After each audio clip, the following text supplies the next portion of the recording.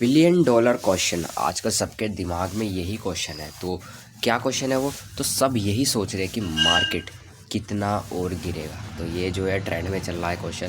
सभी जो भी कंटेंट क्रिएट करते हैं स्टॉक मार्केट से रिलेटेड, ठीक है, तो वो सभी लोग की जो वीडियोस हैं उनके नीचे जो कमेंट आ रहे हैं, सबका एक कॉमन कमेंट है कि भाई अब मार्केट और कितना गिरेगा, क्या अभी यहाँ थम जाएगा मार्केट या फिर कंटिन्यू करेगा या फिर यहाँ से अब ऊपर की तरफ बढ़ेगा। तो दोस्तों इसी देखिए मार्केट के बारे में किसी को नहीं पता कि मार्केट किस लेवल तक गिरेगी, किस मतलब किस लेवल तक गिरेगी और किस लेवल तक बढ़ेगी, ठीक है। ये पता लगाना थोड़ा मुश्किल है, लेकिन हम कुछ सिनेरियो डिस्कस करेंगे।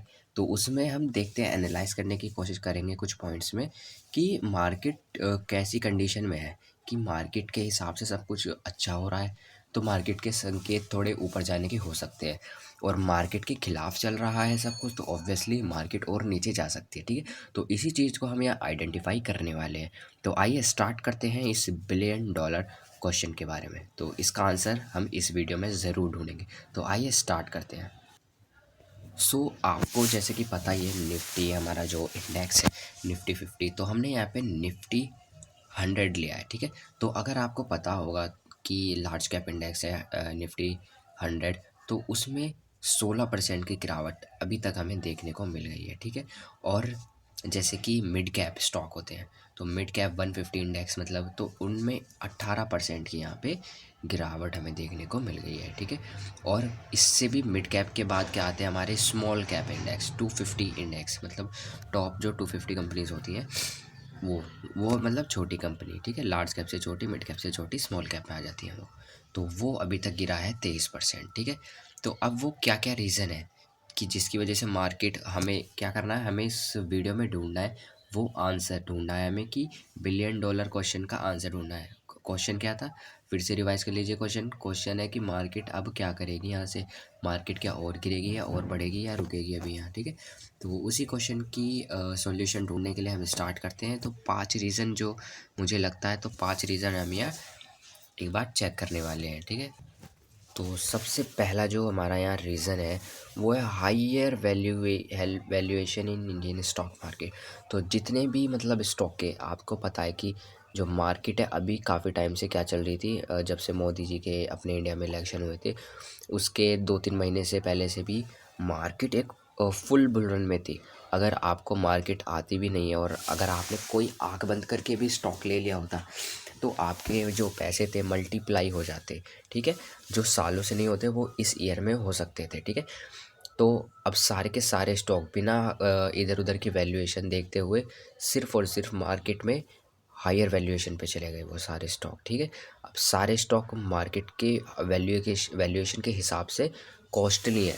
अब मार्केट में क्या चलता है, कॉस्टली कौन खरीदता है, कॉस्टली तो नूब लोग ही खरीदते हैं ना।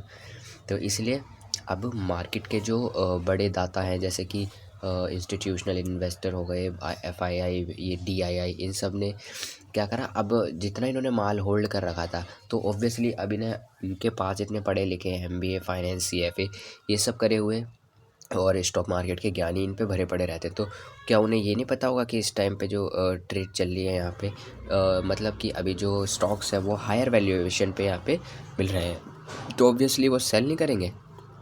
उनका तो काम ही यही है कि हायर वैल्यूएशन पे उनको नहीं लेना, उन्हें क्या करना है, एकदम कम वैल्यूएशन पे लेना है स्टॉक और हायर वैल्यूएशन पे यहाँ पे उसे बेचना है। तो वो लोग यही कर रहे हैं अभी, हायर वैल्यूएशन पे यहाँ पे हैं अभी फ़िलहाल स्टॉक, अब वो बेच रहे हैं तो फिर से उसकी जो वैल्यू है स्टॉक की वो यहाँ पे मैनेजेबल क्राइटेरिया में आ जाएगी, ठीक है। तो पहला हमारा ये था, ठीक है। तो हायर पी रेशो हो, अब आपको तो पता ही है पी रेशो के बारे में, अगर नहीं पता तो कमेंट कर दीजिएगा, हम एक छोटी सी शॉर्ट्स वीडियो में आपको पी रेशो का फंडा भी समझा देंगे। तो हायर पी होता है तो आपको पता लग जाता है कि हायर वैल्यूएशन, ठीक है। मान लीजिए अगर आप नॉर्मली ट्रैक करेंगे तो मान लीजिए किसी कंपनी का 25 है, ठीक है, 25 पी रेशो, और अब वो बड़ा पड़ा है 40, 45, 50, ठीक है। तो ऑब्वियसली आपको दिख रहा है कि इसका जो नॉर्मल रहता है वो कितना रहता है 25, और अभी है 40 पे, तो ऑब्वियसली यहाँ पे कॉस्टलियर है प्रीवियस ईयर से, ठीक है। तो हम अभी यहाँ पे इसे अवॉइड करेंगे, ठीक है। तो अभी चलते हैं, हमारा जो सेकंड रीज़न है, slow down in earning growth. देखिए, अभी जो क्वार्टर के जो नंबर्स आ रहे हैं, अर्निंग्स जो आ रही हैं, तो वो इतनी मतलब अच्छी नहीं आ रही है। अगर आपने सबने क्वार्टर के जो रिजल्ट्स हैं उन पे थोड़ा सा ध्यान दिया हो तो आपको पता लगेगा कि क्वार्टर के जो रिजल्ट है काफ़ी गंदे आ रहे थे। अब कंपनी मार्केट के बुल रन के चक्कर में सब लोग अपनी अपनी हायर वैल्यूएशन पे तो पहुंच गए, महंगे दामों पे तो पहुंच गए, लेकिन उस महंगे दाम को जस्टिफाई करने के लिए भी तो उनको कुछ, उनके पास कुछ होना चाहिए। तो उनके पास उनकी अर्निंग, उनकी सेल्स, प्रॉफिट, एबिटा मार्जिन्स, ये सब अच्छा होना चाहिए ना। लेकिन वो उन पे है नहीं, उनके नंबर्स आ नहीं रहे, सेल्स हो नहीं रही है, रेवेन्यू भी अच्छा नहीं आ रहा है, प्रॉफिट अच्छा नहीं आ रहा, बल्कि घट रहा है प्रीवियस ईयर से। तो जब ये सब रहेगा तो मार्केट में वो मार्केट तो उन्हें स्टॉक को करेक्ट करेगी ना, जिन जिनके नहीं आए हैं अच्छे क्वार्टर रिजल्ट। तो एक वन ऑफ द रीज़न मुझे ये भी लगता है, ठीक है। तो अब चलते हैं स्ट्रॉन्ग डॉलर इम्पैक्ट, हमारा जो तीसरा पॉइंट होगा यहाँ पे, स्ट्रॉन्ग डॉलर इम्पैक्ट। इसका मतलब क्या है? अगर आपने देखा होगा पिछले साल तक कितने पे था dollar, dollar was something like 83 और 84 समथिंग, ठीक है। तो लेकिन अगर आप अब देखें, अभी ये 2 महीने में, जनवरी और फरवरी के महीने में डॉलर ने इतनी जल्दी से उछाल लगाया, वो 88 तक पहुंच गया है। तो स्ट्रॉन्ग डॉलर इम्पैक्ट यहाँ पे बढ़ता जा रहा है, डॉलर डोमिनेट कर रहा है। ऐसे पता लग रहा है इससे कि हमारा जो रुपये है वो कमज़ोर पड़ रहा है, ठीक है। इकोनॉमी में थोड़ी ऐसी इन्फ्लेशंस और भी प्रॉब्लम आएंगी, और ये सब बाहर वाले इतना लड़ रहे हैं, कोई इस कंट्री से लड़ रहा है, उस कंट्री से लड़ रहा है, ठीक है। तो एक यहाँ पैनिक भी बना पड़ा है, ठीक है। वहाँ पे अभी ट्रम्प की भी बात करेंगे, इसलिए मैं अभी इसे कोरिलेट ट्रम्प के साथ नहीं कर रहा हूँ, उसके लिए अलग पॉइंट है, ठीक है। तो आइए चलते हैं, हमारा हमारा जो एक फोर्थ पॉइंट है वो है चाइना वर्सेस इंडिया। तो अब जैसे कि आपको पता था, तो अभी कुछ समय पहले इंडिया से एफआईआई जा रहे थे, ठीक है। तो एफआई क्यों जा रहे थे, कोई रीज़न तो होगा। अब इंडिया में जो है सारी कंपनीज, अब वो बाय क्या करेंगे, पहले तो आप मुझे ये बताइए। बाय करने के लिए कुछ तो होना चाहिए, एक लॉजिकल वे इन्वेस्ट करने का। तो उसमें क्या होता है लॉजिकल वे, मतलब किसी कंपनी की अच्छी वैल्यूएशन पे मिल रहा है तो ही तो एफआई लोग ये सब बाय करेंगे, चीप प्राइस पे मिल रहा है तभी तो, सस्ते दामों पे ही नहीं मिल रहा सारे के सारे स्टॉक, मतलब आसमान में है, तो वो क्या खरीदेंगे, तो ऑब्वियसली एग्जिट करेंगे। तो एग्जिट करके वो क्या कर रहे हैं, वो लगा रहे हैं चाइना में।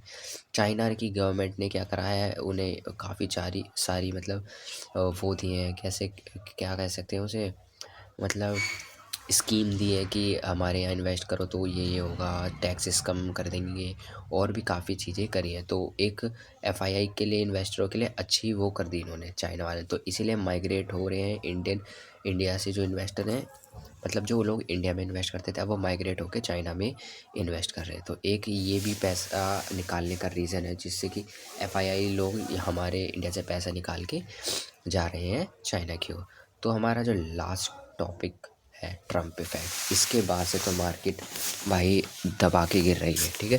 तो दबा के क्यों गिर रही है मार्केट, ट्रम्प इफेक्ट का मतलब समझिए। ट्रम्प इफेक्ट के नाम से मैं ये कहना चाहता हूँ, टैरिफ, ट्रम्प फॉर टैरिफ। तो टैरिफ यहाँ पे दबा के लगाए जा रहे हैं, ठीक है।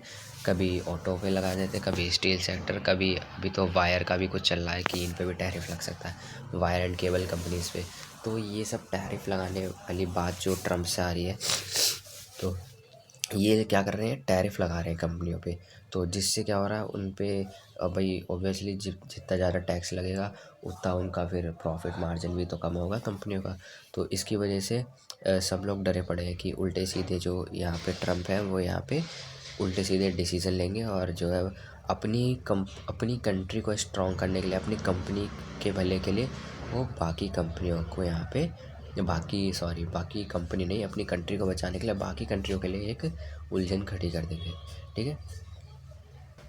तो दोस्तों ये कुछ 5 जो रीज़न थे वो हमने यहाँ डिस्कस करते हैं। तो अभी मुझे लगता है कि आपको जो बिलियन डॉलर क्वेश्चन था आपका कि मार्केट अब कहाँ जाएगी, तो मुझे लगता है अब आपको पता चल गया होगा कि मार्केट के ज़्यादातर चांस, मैं ये नहीं कह रहा मार्केट यहाँ से ऊपर नहीं जा सकती, लेकिन ज़्यादातर चांस मुझे लगता है मार्केट और करेक्ट होगी। क्यों करेक्ट होगी, कोई भी अभी तक पॉजिटिव न्यूज़ यहाँ पे हमें नहीं देखने को मिली है। तो जब पॉजिटिव न्यूज़ आएगी तो हल्का-मुल्का ऐसे होगा कि थोड़ा-सा ऊपर चला जाएगा, लेकिन फिर वो नीचे ही आएगा अल्टीमेटली। क्योंकि अभी मार्केट को ऊपर उठाने के लिए कोई भी बड़ा इवेंट नहीं है। देखिए, इंडिया के इलेक्शन भी हो गए, अमेरिकन इलेक्शन भी हो गए, तो जो बड़े-बड़े इवेंट थे सारी चीज़ें हो गई। अब मार्केट के पास कुछ भी नहीं है कि इतनी ज़्यादा अच्छी तरीके से वो ऊपर की तरफ जाए। तो दोस्तों, अपनी एसआईपी, अपनी इन्वेस्टमेंट सब कुछ ध्यान से करिएगा, क्योंकि काफ़ी लॉस हो रहा है। अभी तो 1-2 दिन पहले एक केस भी आया था कि उसका समथिंग कुछ लैक्स में लॉस हो गया, तो उसने सुसाइड कर ली। तो ऐसे गलत डिसीज़न ना लीजिए और प्लीज़ स्टे सेफ। मिलते हैं नेक्स्ट वीडियो में। धन्यवाद।